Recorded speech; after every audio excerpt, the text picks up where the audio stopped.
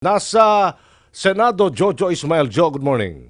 Yes, likewise, John, naniniwala si Senador Alan Peter Cayetano na kailangan may sa batas ang isang komprehensibong hakbangin.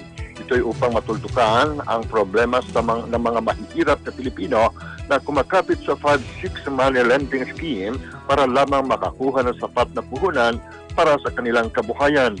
Anya ang pangasiwaang Duterte sa tulong ng Kongreso at ibang gobyerno at na pribadong institusyon ay bumuo na isang plano para mahinto ang talamak na 5-6 money lending scheme sa bansa.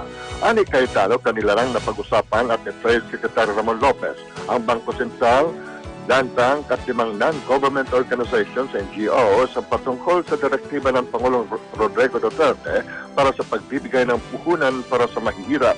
Kaya ngayong taon, sa pagtutulungan ni Cayetano at iba pang senador, si Secretary Lopez at Budget Secretary Benjamin Diokno, nagkaroon ng 1 bilyong pisong pondo. Ang DTI para sa anti-5-6, pinagtibay kamakailan ng Kongreso ang 1 bilyong pisong halaga ng tinaguriang pondo para sa pagbabago at pag-asenso o ang 3P na gagamitin para sa pautang na may maliit na interes para sa mga maliliit na negosyo.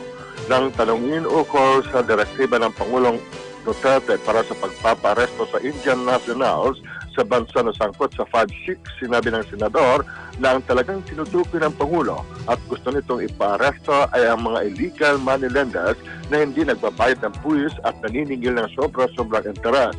Malinaw ani Cayetano ang sinabi ng Pangulong Duterte, sumunod sa batas, ibig sabihin Pilipino ka man o maging isang foreigner, kailangan magparehistro at magbayad ng tamang buwis upang hindi ka mapasama sa ipinagputos ng Pangulo na arestuhin na lumalabag sa batas.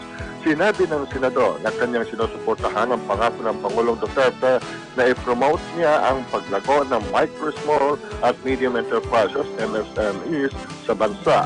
Kanya ring pinuri ang direktiba ng Pangulo na nag-uutos sa pagpaparesto sa mga loan sharks na nagsasagawa ng illegal money lending scheme.